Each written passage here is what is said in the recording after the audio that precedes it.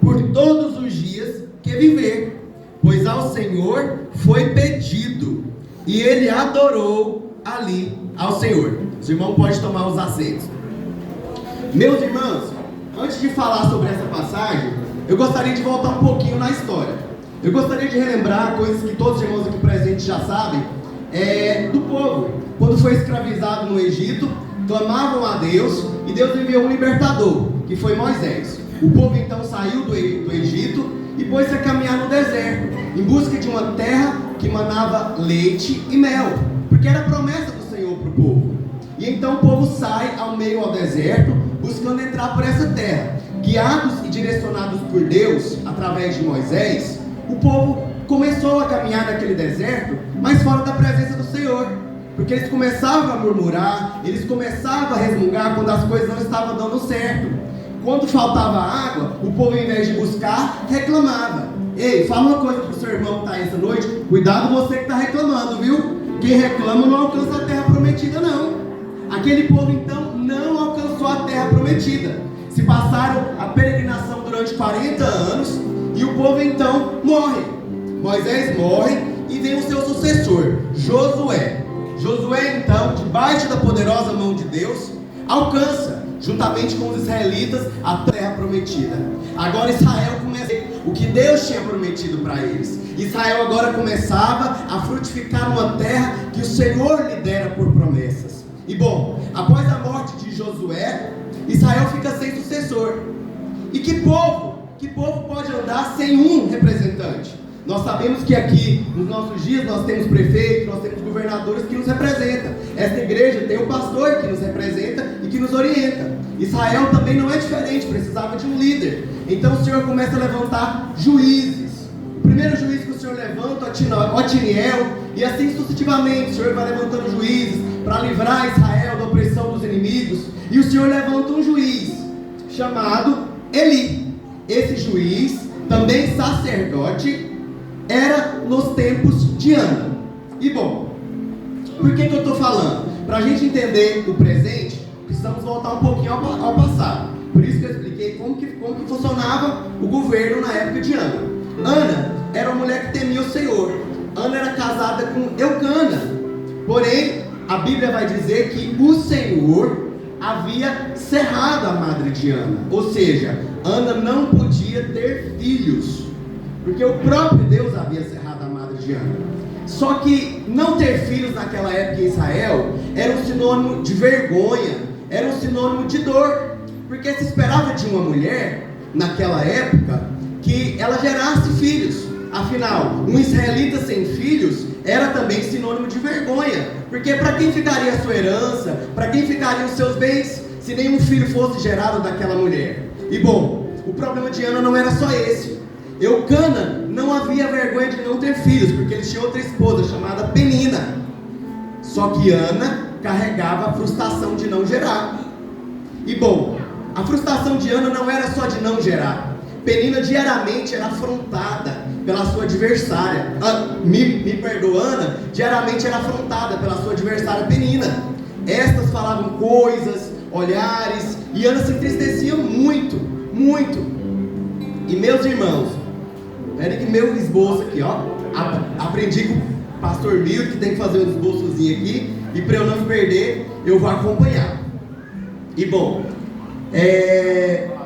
e a Bíblia vai dizer que todo ano os israelitas subiam até Siló para adorar o Senhor, para entregar ofertas de manjares, ofertas de expiação. E Eucana, por ser um homem temente ao Senhor, subia todos os anos. A Bíblia vai dizer que até 3 vezes ao ano eles subiam para adorar o Senhor em festividades. E eu quero levantar um ponto importante, que quando Eucana ia buscar o Senhor, a Bíblia vai contar que Eucana levava consigo a sua família. Quem dera se no nosso meio tivesse Eucanas, que não se esquece de suas esposas, que não se esquece de seus filhos, que levam consigo. Aleluia, Deus. E agora, glória a Jesus. Aleluia. Que levam suas esposas. Só espera. Vai. Amém? Que levam suas esposas, levam seus filhos, que não se esquece do bem maior que o Senhor entregou, que é a sua família. Amém? E bom, a Bíblia vai dizer que Ana que Eucana, junto com sua família, subia até Siló para entregar a oferta ao Senhor. E bom, a Bíblia vai dizer que durante a passagem de Siló, Eucana oferecia a sua oferta, os sacerdotes ali faziam o ritual que lhe era orientado, conforme foi escrito em Êxodo e em Levítico, e ali eles comiam da porção que lhes eram lícitas. E Eucana amava mais a Ana do que a Penina. Mas observa só uma coisa interessante: apesar de Eucana amar mais Ana, isso não lhe era o suficiente. Eucana carregava consigo uma dor, uma tristeza em seu peito, porque ela esperava gerar filhos. O amor de Eucana não lhe era o suficiente, ela esperava gerar filhos. E bom, meus irmãos, apesar de Ana receber uma porção maior, uma porção melhor, aquilo não lhe era o suficiente. E bom, em um momento de festividade, de comunhão, onde todos deveriam estar reunidos, felizes, participando ali daquela hora, Ana não conseguia, porque Ana se entristecia. Ana deveria sentir alegria no seu coração, mas Ana não conseguia, porque a sua madre havia cerrado, ela não podia gerar filhos. E eu imagino, meus irmãos, a Bíblia não vai dizer isso, é a imaginação minha. Eu imagino Ana caminhando, junto com Eucana, junto com Penina, e eu imagino olhares de pessoas para Ana. Quem sabe aquelas pessoas que viam Ana diziam assim: ah lá vai infrutífera, lá vai aquela que não gera. Quem sabe naquele momento, onde Eucana tinha 2 esposas, quem sabe naquele momento falava assim: é a esposa de Eucana. E alguém perguntava: qual? E quando se referia a Ana, alguns diziam: é a que não gera, é a infrutífera, é a estéril. Eu imagino, meus irmãos, que Ana tinha isto como referência. E já não bastasse essa dor, Ana era afrontada pela sua adversária. A Bíblia não vai contar o que Penina dizia a Ana, mas eu imagino ele sentado numa mesa e Penina dizendo: o que você está fazendo aqui? Você não é digno de estar no nosso meio, não. Cadê? Naquela época, a mulher que não tinha filhos era sinônimo de maldição do Senhor. Talvez alguns perguntavam ali: quem pecou? Foi ela? Foi os pais? Quem pecou para que esta nascesse assim? Vocês lembram em João, quando um cego chegou até Jesus e os discípulos deles perguntaram, falaram: mestre, quem pecou para que este nascesse assim? Foi os pais ou foi ele? Toda deficiência, toda maldição, toda adversidade que havia naquela época era dada como um punir de Deus. E eu quero dizer que tem situações que acontecem na nossa vida que não é punir de Deus. Nós estamos no mundo e nós estamos sujeitos a todos os tipos de adversidades. Nós estamos sujeitos a todo tipo de adversidades. E bom, aquela adversidade foi o próprio Senhor que colocaram na vida de Ana. E já você vai entender o porquê Deus fez isso na vida dela. Bom, naquele momento que era para ser um momento de comunhão, que era um momento de alegria, Ana se entristeceu. E Ana então foi para o lugar certo. E eu quero dizer nessa noite para você que está triste, cansado, sobrecarregado: vai para o lugar certo. Não vai para o Instagram, não vai para o Facebook, não vai para a sua vizinha fofoqueira, não. Vai para os pés do Senhor. Foi isso que Ana fez. Ana entrou no santuário, ela se prostrou diante dos pés do Senhor. Ali ela orou com amargura de alma. Olha como está escrito aqui, irmãos. Ela, pois, com amargura de alma, orou ao Senhor e chorou abundantemente. Meus irmãos, ela se derramou na presença do Senhor. E o primeiro segredo, o primeiro ponto-chave que eu quero dizer nessa mensagem é que quando você orar, você ora com sentimento. Seja de tristeza, de alegria, ora com sinceridade diante de Deus. Fala: Senhor, eu estou assim, eu estou caído, eu estou fraco, eu estou cansado. Senhor, eu não tenho fé. Acrescenta a minha fé, Senhor. Eu quero dizer que o que você fizer, faça com amor, com sentimento. O nosso Deus é o Deus conhecido como o Deus do amor. Ele é o próprio amor. Eu quero dizer que se você vier cantar aqui na frente, canta com sentimento, canta com amor. Se você for trabalhar ali na cantina, trabalhe com amor. Se você trouxer o seu quilo para fazer na cesta, traga com amor, com sentimento. Porque é através do sentimento que Deus recebe as nossas orações. É através do sentimento que Deus recebe as nossas ofertas. Amém, glória a Deus, aleluia. E o segundo ponto que eu quero dizer é que Ana não parava de chorar, não parava de cessar. E o sacerdote ali observou aquela cena. E ele começou a dizer dizer: essa mulher está embriagada, essa mulher está louca. Como pode ela entrar no santuário embriagada de vinho? Ah, meus irmãos, sabe por que ele falou isso? Porque Ana orava com o coração, mas os seus lábios não se entendiam. Diferente dos sacerdotes, dos fariseus, que buscavam palavras bonitas, que buscavam orações, palavras que impressionassem o povo, para que eles em si mesmos fossem glorificados. Ana buscava orar com sentimento, não se importando com o que fosse falar, não se importando com o que fosse apontar ela. Ana clamava, Ana se derramava diante do Senhor. Que nós possamos ser Anas nessa noite, nos derramar diante da presença de Deus. E bom, o sacerdote então chegou ali e falou: mulher, aparta de ti esse vinho. Até quando você vai estar embriagada? Meus irmãos, minhas irmãs, eu aprendo uma coisa com Ana. Ana foi humilde. Ela: não, Senhor, eu não estou embriagada, eu sou mulher atribulada de espírito. Ah, meus irmãos, Ana foi humilde, porque talvez, se fosse nós aqui essa noite, estivéssemos orando, e talvez o pastor fosse nos repreender, a gente diria: ah, eu vou embora dessa igreja, eu vou embora porque eu estou aqui e disseram isso para mim. Não, Ana foi humilde. Ela disse: não, Senhor, eu não estou dessa forma, eu sou atribulada, Senhor. Ela foi humilde, e ali ela saiu com a bênção do sacerdote. O segundo ponto dessa mensagem que eu quero que você entenda é: persevere na oração.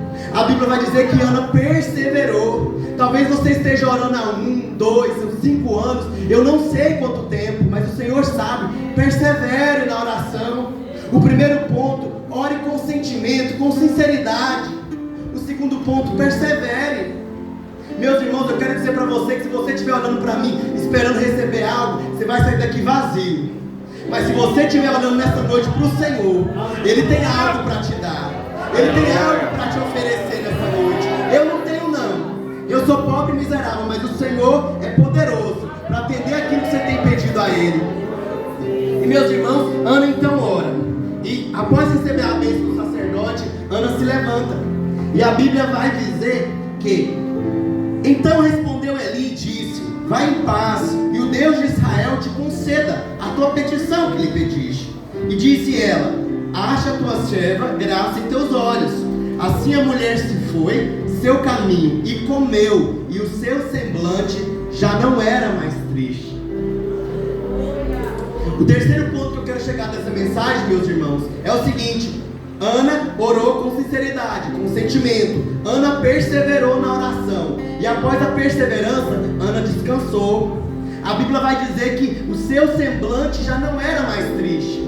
Quem sabe as afrontas de Penina continuaram na vida dela, mas Ana não mais se entristeceu, porque Ana confiou no Senhor. Eu quero dizer para você nessa noite que aquilo que você está pedindo, você já colocou diante da presença de Deus?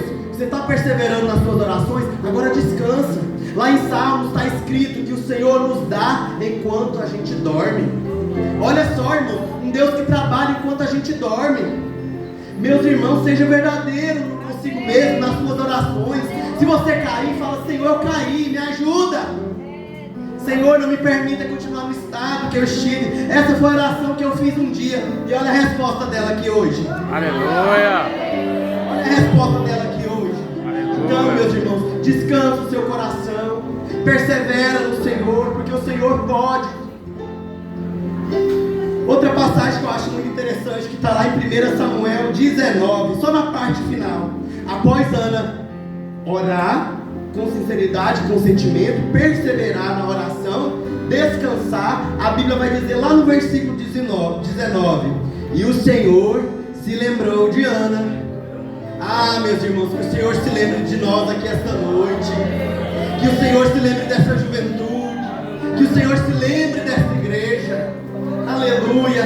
Após o Senhor se lembrar de Ana, você já deve imaginar o que aconteceu. A Bíblia vai dizer que após adorar na madrugada, tá aí outro segredo, meu irmão. Você quer receber o que ninguém tem? Faz o que ninguém faz. Ana adorou junto com Eucana nas madrugadas, e a Bíblia vai dizer que Eucana conheceu a Ana e ela concebeu. Mas espera aí, não era estéril? Não era frutífera? Mas ela concebeu. Ela concebeu. Aleluia, meus irmãos. Ela concebeu, e eu imagino, meus irmãos, passado 2 meses, as regras de Ana já não vinham mais. Ana já não tinha suas regras. E eu imagino Ana começando a sentir enjoos. Eucana, eu estou com vontade de comer isso. Eucana pensando, meu Deus, o que está acontecendo com essa mulher? O que está acontecendo? Era Samuel sendo gerado. Eu imagino, se passaram 6 meses, a barriga de Ana começa a aparecer. Ana começa a passar pelos lugares que ela passava. E muitos olham e falam, mas o que aconteceu? Ela não era estéril? O que está acontecendo?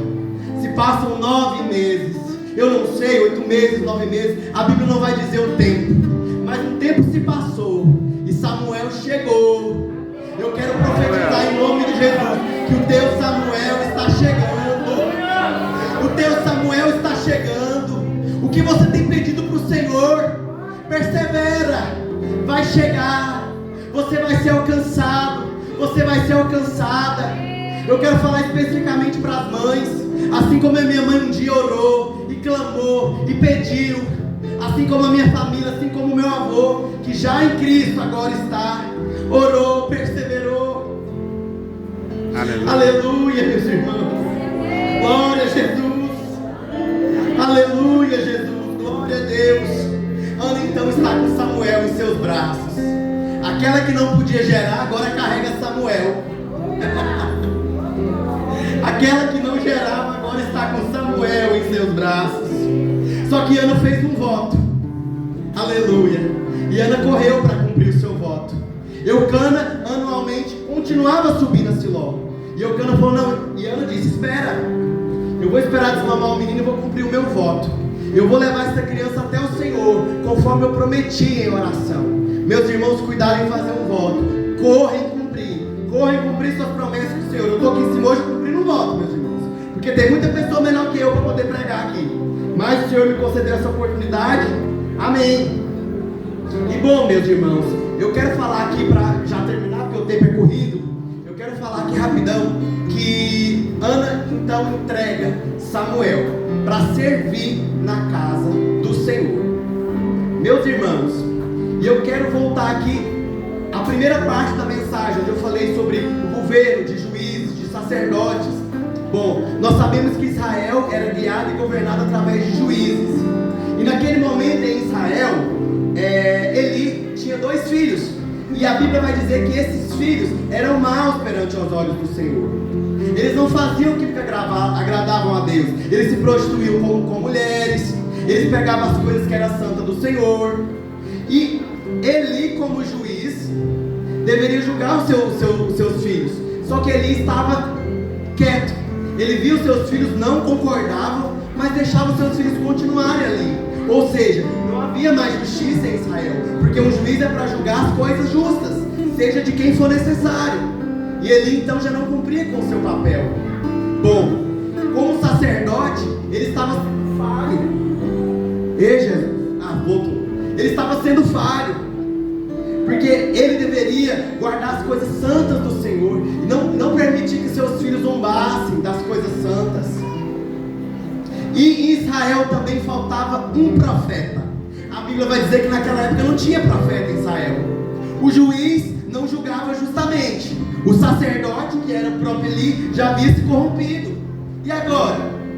Porque a função de um sacerdote é levar a voz do povo até Deus. A função de um profeta é levar a voz de Deus até o povo. E a função de um juiz é julgar com justiça. Então, se a voz do povo não chegava até Deus e a voz de Deus não chegava até o povo, nós temos um grande problema em Israel. E bom, lembrando que Ana também tinha um problema. Qual era o problema de Ana? Ana era estéril. Então Ana tinha um problema, só que Deus tinha 3. Como assim Deus tinha 3 problemas? Sim, ele não tinha mais quem ouvisse a voz dele para transmitir ao povo.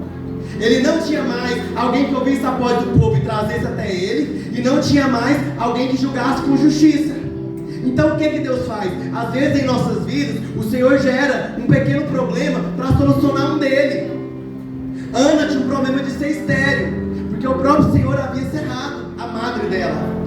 Só que o problema de Ana seria a solução de Deus.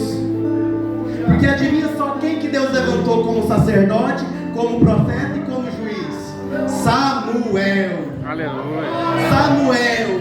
Meu irmão, eu quero dizer para você essa noite. Eu sei que todos que estão aqui têm seus problemas, têm suas dificuldades, mas eu quero que nesta hora você reflita comigo sobre o seu problema. Para de pensar nele, e começa a pensar: Senhor, como o meu problema pode servir na sua obra? Como o meu problema pode ser a causa da vitória de alguém? Como, Senhor? Como? Começa a pensar e refletir sobre isso. Porque o problema de Ana foi a solução para o problema de Israel. Foi a solução para os 3 problemas que Deus tinha em Israel. Porque Samuel foi um homem de Deus. Samuel ouvia a voz de Deus. Samuel era justo. Samuel governava com amor e com justiça em Israel. Aleluia. E quando alguém governa com amor, com justiça, a cidade, a casa, a nação, ela é prosperada. Porque Deus habita no meio da justiça. E meus irmãos, para concluir aqui a minha palavra, eu quero repetir mais uma vez: o problema de Ana trouxe a solução para Deus.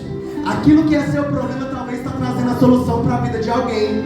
Talvez alguém te veja aí e falar: mas ela está pedindo uma porta de emprego e não se abriu, e ela continua adorando, ela passa dificuldade, acontece isso dentro da casa dela, e ela está no culto de domingo, ela está no culto de oração.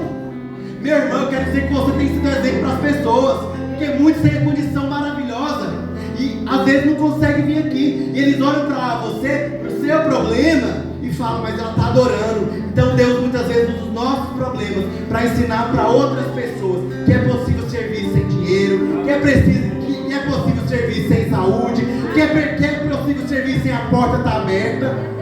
Aleluia. E só para finalizar, eu quero relembrar 3 pontos chaves: oração com sentimento e com verdade, perseverança na oração. E o terceiro ponto: descansa no Senhor. Amém. Eu agradeço a oportunidade.